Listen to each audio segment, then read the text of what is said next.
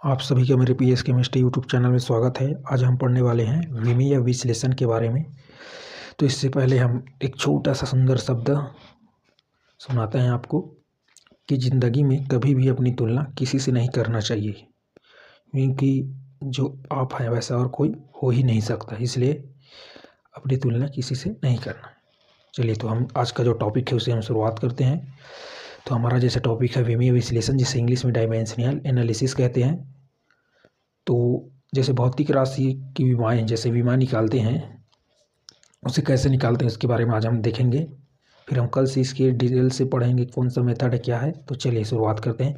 किसी भौतिक राशि की विमाएँ वे घातें होती है जिन्हें उस राशि की मात्रा को व्यक्त करने के लिए मूल मात्रा को के साथ लिखते हैं।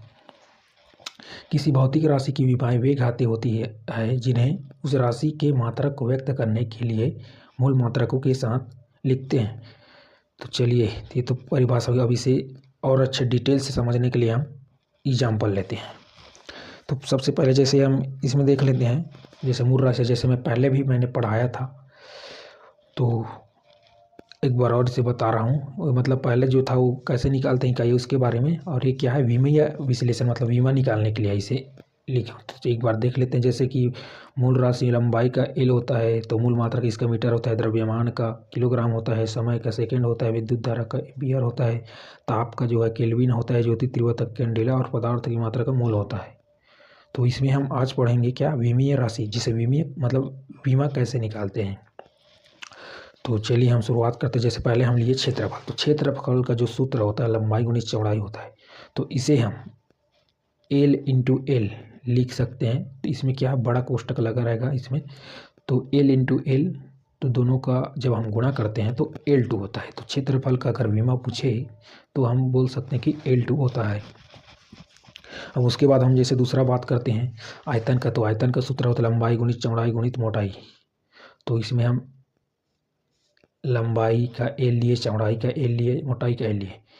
इस जो विमा है इसमें 3 मेथड जो काम करता है, 3 ठो, यानी कि मेथड को तो हम कल जैसे पढ़ेंगे कल की क्लास में, लेकिन आज जो बता देता हूँ। जैसे कि इसमें भले ही अलग अलग दिए, लेकिन जैसे लंबाई हो गया या चौड़ाई या मोटाई, इसे हम लंबाई लेंथ में ही लेंगे। और जैसे समय का सेकेंड हो गया, इसको हम केवल और केवल किससे टी से शो करते हैं। तो आज पहले हम विमा निकालना सीखेंगे, उसके बाद हम अगले क्लास में उसके बारे में डिटेल से पढ़ेंगे। तो चलिए, तो जैसे ये हो गया आयतन लंबाई गुणित चौड़ाई गुणित मोटाई, जिसे हम एल इंटू एल, तो तीनों का इंटू करने से L3 आता है। तो आयतन का अगर विमा क्या है तो L3 है।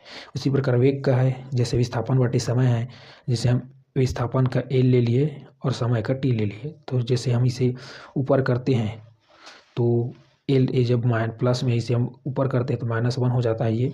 उसी प्रकार जैसे त्वरण का है वेग में परिवर्तन बटे समय, तो वेग का जैसे हम यहाँ निकाले थे, यहाँ से ये देखिए L_-1, इसे हम यहाँ मार रख देते हैं, मतलब यहाँ रखते हैं वेग का जो है, फिर समय का T हो जाएगा। फिर इसे हम सॉल्व करते हैं तो हमारा क्या हो गया, जैसे T है तो माइनस इधर जाएगा तो माइनस यहाँ पे T हो जाएगा। तो L_-2 त्वरण का क्या है विमा, L_-2।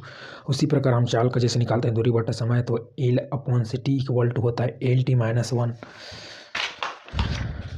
अब यहाँ पे जैसे कार्य हो गया तो बल इंटू विस्थापन का हो गया। तो बल का जैसे ये यहाँ पे निकाले हैं हम, यहाँ देखिए ML_2, तो इसे हम यहाँ लिखे कार्य ML_2 इंटू विस्थापन का L होता है। तो दोनों का जब हम गुणा किए तो हमारा ML_2T-2 आया। उसके बाद जैसे हम घनत्व का देखते हैं तो द्रव्यमान बटे आयतन होता है। द्रव्यमान का हम M ले लिए और आयतन का हम L3 ले लिए। जैसे आयतन का हम यहाँ पे निकाले थे, यहाँ पर आयतन का L3 है, इसे हम यहीं पे लिख देते हैं।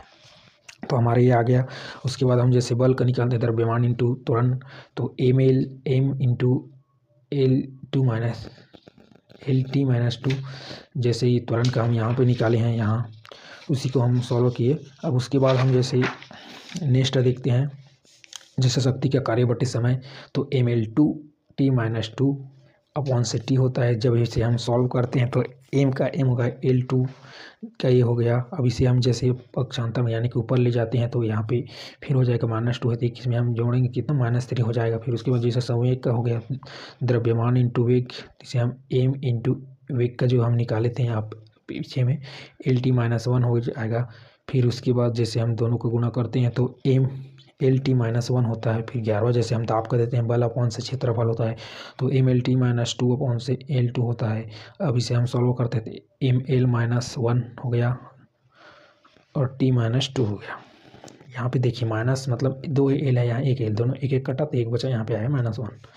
अब उसके बाद हम आवेग कर लेते हैं, बल इंटू समय होता है, तो बल का ये हो गया हमारा, यहाँ देखिए इसको, यहाँ M L T minus two हो गया इंटू टी हो गया समय का, तो M L T T minus, तो यहाँ टी जो था इसको यहाँ से ऐसे काट दिया है, यहाँ देखिए। अब उसके बाद जैसे हम लिए 13 लेते हैं प्रतिबल, तो बल अपॉन से क्षेत्रफल होता है M L T minus two upon से एल टू होता है equal to M L minus one T minus two होता है। अब यहाँ से हम पृष्ठ तनाव को देखते हैं, जैसे बल अपॉन से लंबाई होता है, तो M L T minus two जो है बल का हो गया, अपॉन से हो गया एल जो है लंबाई हो गया, और एम टी है क्या है इसका पृष्ठ तनाव का विमा।